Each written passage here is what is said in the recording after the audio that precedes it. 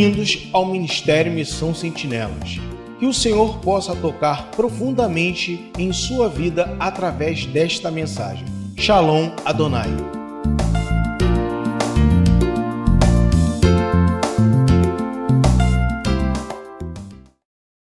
Vamos abrir nossas Bíblias em Mateus 4, do 12 ao 17. Amém? Diz assim a palavra do Senhor. Ouvindo, porém, Jesus que João fora preso, retirou-se para a Galiléia. E deixando Nazaré, foi morar em Cafarnaum, situada à beira-mar, nos confins de Zebulon e Naftali, para que cumprisse o que fora dito por intermédio do profeta Isaías. Terra de Zebulon, terra de Naftali, caminho do mar, além do Jordão, Galiléia dos gentios. O povo que jazia em trevas viu grande luz, e aos que viviam na região e sombra da morte, resplandeceu-lhes a luz. Daí por diante, passou Jesus a pregar e a dizer: arrependei-vos, porque está próximo o reino dos céus. Senhor nosso Deus e Pai, aqui está, Senhor, a tua palavra, Senhor, como o Senhor me deste, Pai, e a minha vida diante de ti. Que eu venha diminuir nessa hora, Pai, para que teu Santo Espírito cresça. Em nome de Jesus, amém e amém. Eu quero ficar aqui logo de cara com esse último versículo que diz: arrependei-vos, porque está próximo o reino dos céus. Eu quero confessar para a igreja que essa palavra, ela tem ecoado na minha mente e no meu coração. Por vários dias, né? Ela tem ecoado dentro de mim. Arrependei-vos, porque é chegado o reino dos céus. Arrependei-vos, porque é chegado o reino dos céus, dito por João Batista, que pregava o arrependimento pela confissão de pecados e pelo batismo. E dita também por Jesus após a prisão de João, como diz aqui a própria palavra. E por causa de algumas situações que eu mesma tenho vivido, direta ou indiretamente, que às vezes a gente vive situações difíceis na nossa própria vida e às vezes a gente vive indiretamente de pessoas que estão ao nosso redor, né? Situações bastante difíceis, né? Tenho observado que Jesus tem quase que gritado essa palavra em nossos ouvidos. Arrependei-vos, porque é chegado o reino dos céus, né? E na esperança de que haja mudança e renovação da nossa mente. Amém? O alvo dessa palavra, naquele tempo, era o povo de Israel no tempo de Jesus. Pois eles pensavam que eram os escolhidos de Deus. E Jesus vem, né? E lhes convida a mudar de direção e de mentalidade naquele momento. Arrependei-vos no grego, metanoeu, significa mudar de mentalidade ou pensamento. E Jesus, que sempre quebrava e quebra até hoje o protocolo, né? Quando alguém diz que não, ele vai lá e não, é sim, eu quero que seja assim, ponto, e acabou. E Jesus quebrou o protocolo, passou a pregar, né? A pregar a palavra dessa maneira. Arrependei-vos, e sob a direção do Espírito Santo de Deus, Jesus deixa seu lar e seus amigos, como diz ali na própria palavra, e dá início ao cumprimento da profecia de Isaías no versículo 15 e no 16.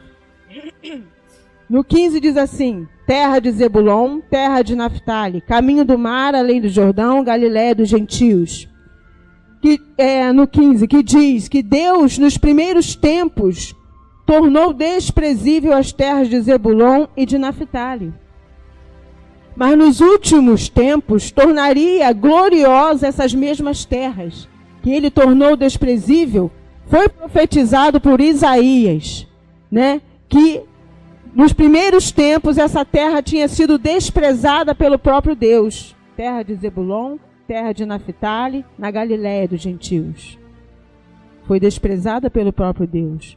Mas que depois ela seria glorificada pelo próprio Deus.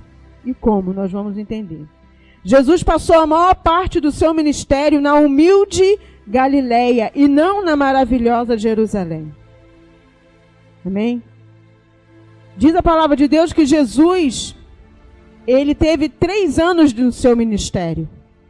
E por 3 vezes, Jesus percorreu toda a Galileia, juntamente com 4 pescadores. Então, como diz no 16, fala assim: o povo que jazia em trevas viu grande luz, e aos que viviam na região e sombra da morte, resplandeceu-lhes a luz. No lugar desprezado pelo próprio Deus, o povo que jazia em trevas, sem iluminação espiritual, e só na expectativa da morte, puderam experimentar e viver a presença de Jesus, luz do mundo que dissipa toda a treva e traz vida aos que se acham mortos na terra. Porque diz a palavra do Senhor, que aquele que não tem Jesus anda na terra como um morto-vivo. Amém? Então, naquela terra desprezada pelo próprio Deus, depois, como foi predito pelo Isaías, né? Ela foi glorificada. Como? Pela presença de Jesus. Porque os israelitas já achavam que Jesus ia ficar em Jerusalém. Porque Jerusalém era uma cidade grande, fortificada. Mas Jesus novamente quebra o protocolo e decide ficar aonde? Na Galileia, gentios. Na terra de Zebulon e Naftali. Amém? E levar para aquele povo que jazia, como diz aqui, o povo que jazia em trevas, né, viu grande luz. Por quê? Porque Jesus, ele fez morada naquele lugar. Por 3 vezes dentro do seu ministério, ele percorreu toda a Galileia. Então, aonde Jesus está, aonde ele fica, as trevas, ela tem que sair. Ela tem que ser dissipada. Amém? Então, assim é também com a nossa vida. E por que na expectativa da morte, como eu falei aqui, né? Sem iluminação espiritual e só na expectativa da morte, puderam então experimentar e viver a presença de Jesus, luz do mundo que dissipa toda a treva e traz vida aos que se acham mortos. Porque a vida, por mais movimentada que seja, é apenas o passo inicial para a morte. A gente costuma celebrar muito a nossa vida e nós temos que celebrar mesmo. Cada ano nós, né, tem pessoas que gostam de fazer sua festa e tal, tem que celebrar a vida, porque a vida é o dom mais precioso que o Senhor. Amém? Porém, a partir do momento que se nasce, você já começa a envelhecer. Porque você começa a ter, ao invés de mais um ano, menos um ano de vida. Vai 1, vai 2, vai 3 e assim vai. Até o momento que Deus chamar novamente. Então, por isso, porque a vida, por mais movimentada que seja, é apenas o passo inicial para a morte, quando desconhecemos o prazer da realidade espiritual de Cristo, que Cristo nos oferece. Então, quando nós andamos nessa terra sem Jesus, por mais que as pessoas tenham uma vida movimentada, como eu falei aqui, por mais que ela saia, que ela brinque, que ela passeie, que ela, sabe, está sempre faltando algo, alguma coisa está faltando na vida daquela pessoa.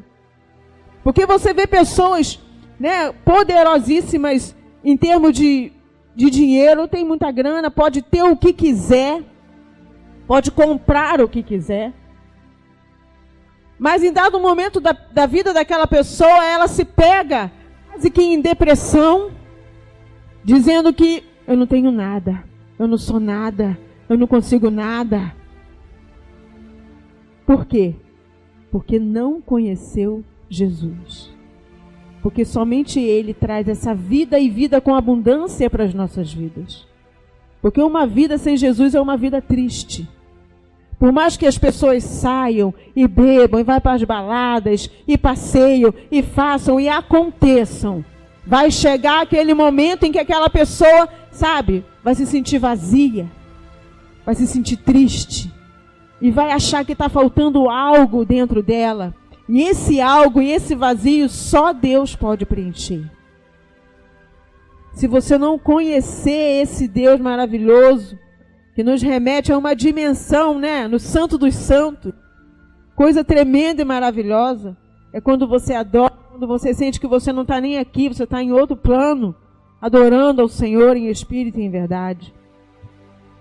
Então, por isso, que a pessoa sem Jesus, ela não tem expectativa de vida, até porque o cristão, ele crê numa vida após essa vida aqui.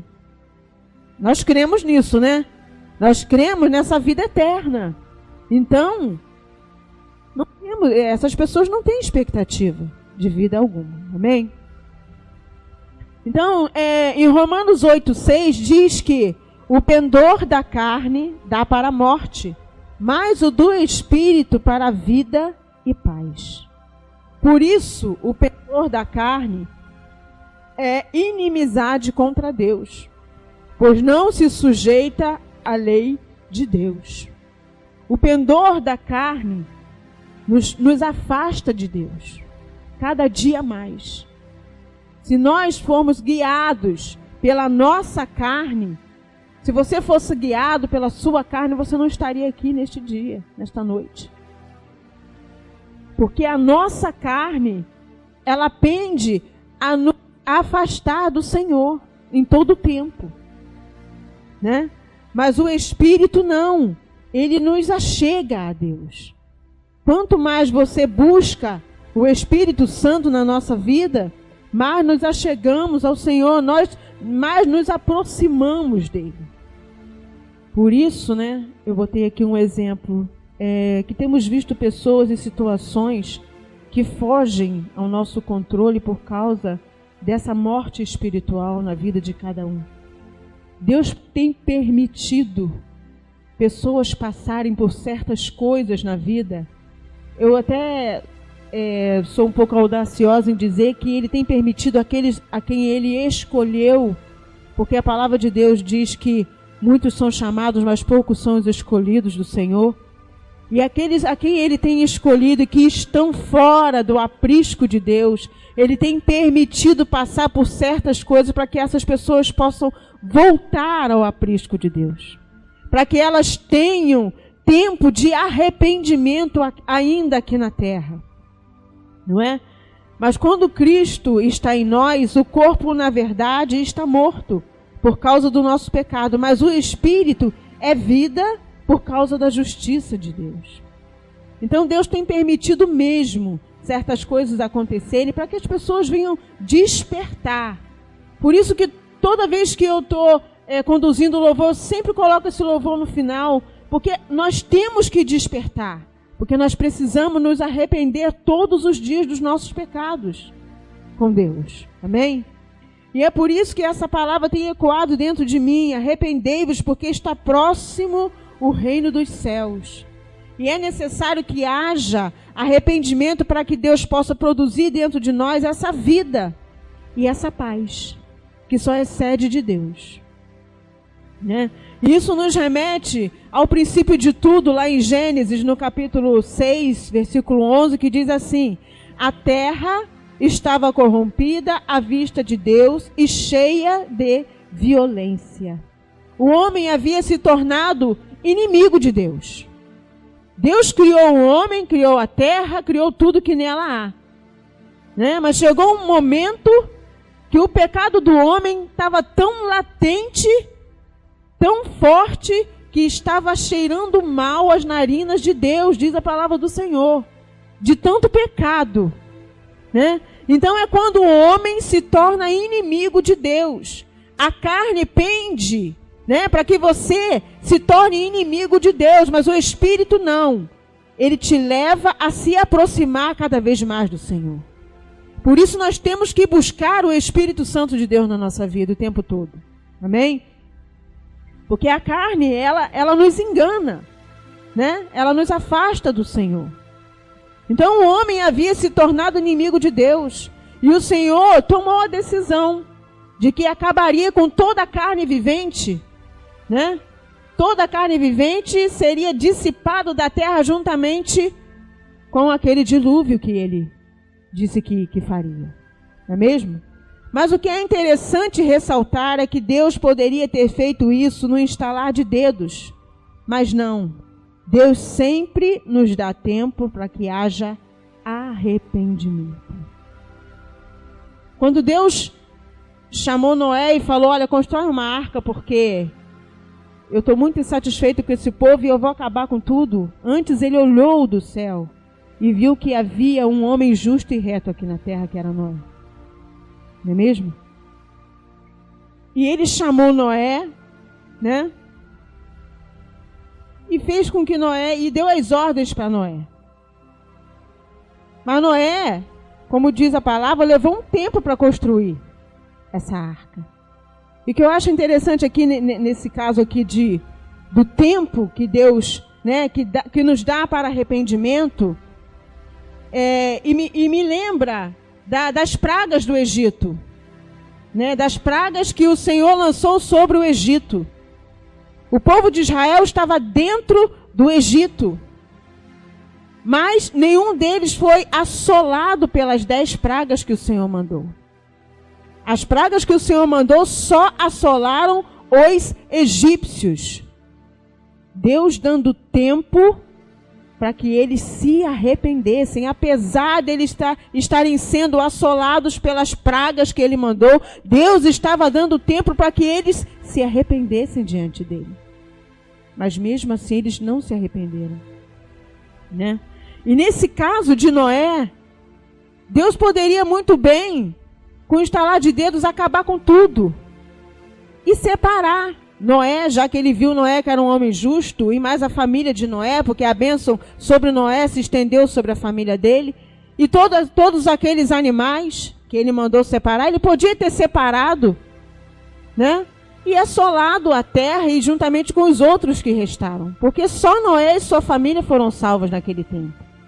Mas não. Olha a misericórdia de Deus, né, com as nossas vidas desde aquele tempo.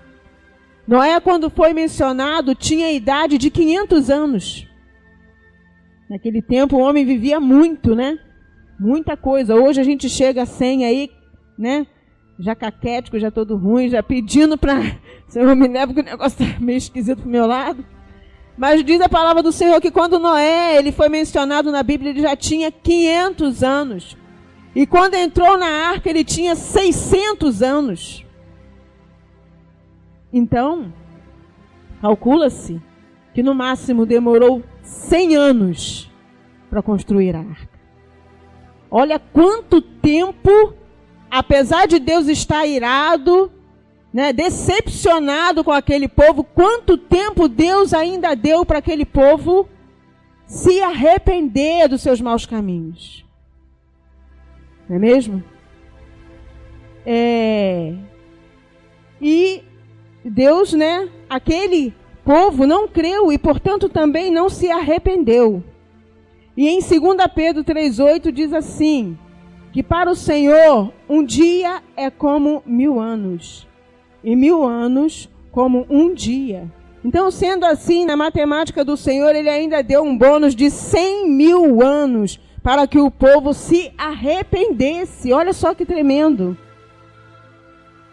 Né? Para nós foi 100 anos, mas para Deus 100.000 anos, para que o povo se arrependesse. E o povo não se arrependeu. É o tempo da graça e misericórdia de Deus nas nossas vidas, e nós estamos vivendo isso ainda hoje. Em 2 Pedro 3,9 diz assim, não retarda o Senhor a sua promessa, como alguns a julgam demorada. Pelo contrário, ele é longânimo para conosco, não querendo que nenhum pereça, senão que todos cheguem ao arrependimento. Né? Muitas das vezes a gente está passando por adversidade na nossa vida, e orando, e clamando, e pedindo. Aí você não vê nada acontecer, então você acha que Deus já nem está mais ouvindo a sua oração. Não é mesmo? Aí você começa a desanimar e a desistir, e achar que não vai ter jeito. Você olha para a situação, você está orando, e vê que a coisa está fluindo, está acontecendo. Mas nós não entendemos que o nosso tempo não é o tempo de Deus. O tempo de Deus é muito diferente do nosso, não é mesmo? Como diz aqui a palavra, não retarda o Senhor a sua promessa, como alguns a julgam demorada. Pelo contrário, Ele é longânimo para conosco, não querendo que nenhum pereça, senão que todos cheguem ao arrependimento. Ele está, sabe, se você está guerreando por alguma causa e está demorando, creia que Deus está te dando tempo para que haja arrependimento. Porque tem que haver arrependimento. Se não houver arrependimento, não haverá salvação. Amém? Então Deus não marca o tempo segundo a medida dos homens. É segundo a medida dele. E nós precisamos entender isso e aceitar. Porque muitas das vezes a gente entende, mas não aceitamos. E ficamos numa batalha tremenda, mas contra Deus. Contra a vontade dele, contra o tempo dele na nossa vida. E eu estou falando de carteirinha, de cadeirinha. Porque eu estou tendo que esperar o tempo de Deus. E é difícil, é muito difícil, porque muitas das vezes você, verdadeiramente você se confronta com a verdade que você está vivendo e você acha que, puxa, não, eu acho que realmente não vai dar. Mas o tempo é de Deus. E nós precisamos continuar o quê? Crendo. E creia que nesse tempo que você está orando, que você está pedindo, que você está clamando, Deus está tratando contigo. Deus está te curando. Deus está falando com você. Deus está fazendo você entender coisas que você não entendia. Porque é assim que acontece. Se você perseverar, se você continuar orando, buscando a presença do Senhor, Deus, Ele te ensina. E no tempo dele, Ele vai te dar a vitória. Amém? Louvado seja o nome do Senhor. Então, em tudo, Ele tem um propósito. A demora do cumprimento da promessa tem um objetivo, sabe de quê? De afastar o julgamento de Deus e estender a graça do Senhor pelas nossas vidas. Às vezes a gente está achando que está demorando demais. Mas Deus está estendendo esse tempo para que Ele não julgue apressadamente. E estendendo a graça dEle sobre a nossa vida. Olha que tremendo, que coisa maravilhosa. Então, se você achar que está demorando, persevera um pouco mais. Continue orando, continue buscando, não saia do caminho do Senhor. Continue, sabe, olhando para o alvo que é Jesus. Não olha para o lado, não olha para a circunstância. Continue olhando para o alvo que é Jesus, porque no tempo de Deus Ele vai te dar a sua vitória. A pastora sempre fala aqui que os nossos pedidos ficam ao redor do trono de Deus num cálice. Cada um de nós deve ter cálice aberto em volta lá, né? Do trono de Deus, né? Jesus. Mas Deus é tremendo, é muito grande. Então pode ter quantos cálices for, porque vai chegar aquele momento em que Ele vai pegar o seu cálice e vai dizer, opa, hoje é o dia dessa serva, desse servo, hoje eu vou abençoar a vida dele. Hoje eu vou atender a oração do meu servo. Então não desanime. Continue, persevere. Amém? Louvado seja o nome do Senhor. Então em tudo Deus tem um propósito, igreja. Em tudo. Nós muitas das vezes achamos que as coisas acontecem porque Deus, porque eu estou orando, eu estou dizimando, eu estou buscando, eu estou indo na igreja. Por que está acontecendo? Deus tem um propósito em tudo que Ele faz. Deus tem um propósito. E nós muitas das vezes não entendemos. Mas que Ele tem um propósito, Ele tem. Amém? Então nós precisamos aprender a esperar o tempo de Deus em nossas vidas. Não desprezando a bondade, a tolerância e a longanimidade de Deus. Porque é isso que nos conduz ao arrependimento. Nesse tempo de espera, com certeza Deus vai te ensinar a ter mais bondade com o seu irmão. Deus vai te ensinar a ser mais tolerante, porque você está esperando. Né? E quem espera tem o quê? Tolerância. Tem que ter tolerância, paciência. Quem está esperando tem que aprender a perdoar. Né? E às vezes você tem que perdoar todo dia, para não pecar contra Deus. E a longanimidade de Deus. sobre as nossas vidas. Porque é isso que nos conduz ao arrependimento. Não é mesmo? Então, coisas que outrora nós fazíamos, já não faremos mais. Porque nós vamos, sabe, aprendendo com Deus, Deus te ensinando, sabe, deixando você passar pelo vale, né, pelo deserto, mesmo para que você aprenda. Nós temos que aprender dessa maneira. Porque se a gente estiver no oba-oba e tiver tudo muito bom, você não aprende nada não. Nem eu, nem você. Não aprendemos nada. Porque está tudo muito bem. Então, quando a adversidade vem sobre as nossas vidas, a tendência é o quê? Ai, meu Deus, coitadinho de mim. A gente fica com autopiedade da nossa vida. Se sentindo o pior dos piores, achando que não é merecedor daquilo que está passando. Mas será que seu irmão é? Se você está passando, se eu estou passando, é porque nós temos que passar. Amém? Então nós temos que atentar para o arrependimento, cada dia mais.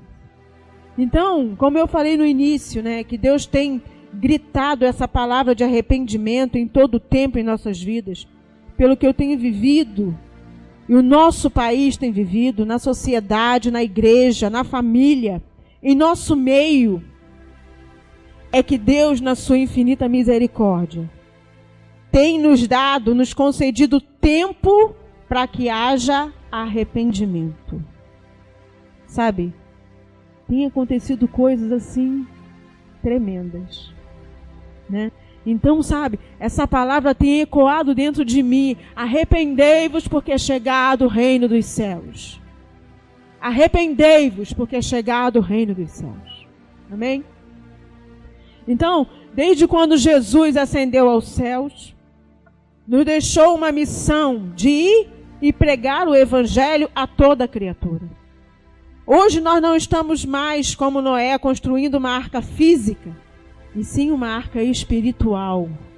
Porque Noé naquele tempo, enquanto ele construiu, nesses 100 anos, imagina Noé construindo essa arca, que não foi um barquinho qualquer, foi um troço gigantesco, muito grande. E com esse testemunho de Noé, era para que as pessoas se arrependessem durante todo esse tempo. Hoje nós não mais estamos construindo uma arca física, mas nós estamos construindo a nossa arca espiritual. Ide e pregai, nós estamos falando da palavra de Deus para as pessoas, mas as pessoas não querem ouvir. Não é mesmo? Nós estamos aqui, como Noé, construindo, né, essa arca espiritual, pregando, né, a salvação e a eternidade com Cristo. A salvação e a eternidade com Cristo. Nós não estamos pregando prosperidade. Venha que você vai ter, que você vai conseguir, que você vai conquistar. Nós estamos falando de algo muito maior do que isso. Nós estamos falando da salvação. Que muitos não estão dando nem um pingo de valor. Muitos. Não é mesmo? Então, engana-se quem pensa que essa palavra é para aqueles que estão na contramão da palavra do Senhor. É para nós também. Né? Arrependei-vos porque é chegado o reino dos céus. Ela serve para todos nós e principalmente nós que estamos na presença de Deus. E por algum motivo entendemos que não precisamos mais de uma autoanálise da nossa vida com Deus. Né? E isso se faz necessário todos os dias. Porque nós somos pecadores natos. Nós somos pecadores por excelência. Nós já nascemos do pecado. Mas Deus tem nos dado oportunidade de quê? De arrependimento. Então, igreja, que nós venhamos a estar fazendo até uma autoanálise da nossa vida com Deus. Porque nós não somos nada nem ninguém para estar apontando, acusando, né? Mas que cada um de nós possamos fazer uma autoanálise da nossa vida com Deus, porque o tempo é chegado de arrependimento e Deus tem dado tempo para que nós tenhamos esse tempo de arrependimento. Amém? Então, arrependei-vos porque é chegado o reino dos céus e ele está muito próximo. né? Não tá, porque a palavra de Deus está se cumprindo todos os dias. Amém? Então, até aqui, me ajudou o Senhor, né? Que nós possamos então orar. Amém? Vamos orar para terminar o culto. Amém. Senhor nosso Deus e Pai, meu Deus, ainda na Tua presença, meu Deus, nós Te agradecemos, Pai, pelo Teu amor, Pai, pelo Teu amor e pela Tua misericórdia, por esse tempo, Senhor, de graça, Senhor, sobre as nossas vidas, porque o Senhor tem estendido essa graça um tempo mais sobre as nossas vidas, para que nós possamos ter esse tempo, Senhor, de nos arrepender dos maus caminhos, Senhor, e continuar trilhando o caminho que nos leva para a salvação, para a eternidade, meu Pai. Ainda que seja tão difícil, meu Deus, nos tempos que nós estamos vivendo, Pai, falar da eternidade, da salvação, meu Deus, mas o Senhor deixou, Senhor, essa ordem, e de pregar o evangelho a toda criatura, e pregar a salvação e a eternidade a cada um, Senhor. E a Tua palavra diz, insista, quer ouça, quer deixe de ouvir, fale da minha palavra. Aleluia, louvado seja o nome do Senhor. E é por isso que estamos neste lugar, Senhor, para falar tão somente, ó Deus, da Tua palavra, meu Deus, e que o Teu Santo Espírito possa converter e convencer o coração de cada um de nós, Pai amado, através da Tua palavra, Senhor. Em nome de Jesus Cristo, meu Deus, é o que nós pedimos, Senhor, nesta noite, Pai. Em nome de Jesus, que o Senhor, meu Deus, guarde a vida, Senhor, da nossa pastora, que vai vir lá do Anaia, que a Tua mão de poder e glória esteja sobre ela, guardando e livrando de todos os males dessa terra, meu Deus. Que ela possa chegar no seu lar, Senhor, em paz e segurança, Pai. No nome de Jesus Cristo, que o Senhor nos guarde, que o Senhor nos livre de todo mal. Segue o inimigo a respeito de cada um de nós, é o que nós Te pedimos, Pai. Que nós tenhamos uma semana, meu Deus, abençoada em Tua presença, Pai. E que nós possamos nos achegar cada vez mais ao Teu Santo Espírito, Pai querido. Que nós possamos nos assemelhar cada vez mais a Ti, Senhor. No nome de Jesus. Amém e amém. Obrigado por ouvir a mensagem da semana. Para maiores informações, acesse nossa página facebook.com/mmsentinelas.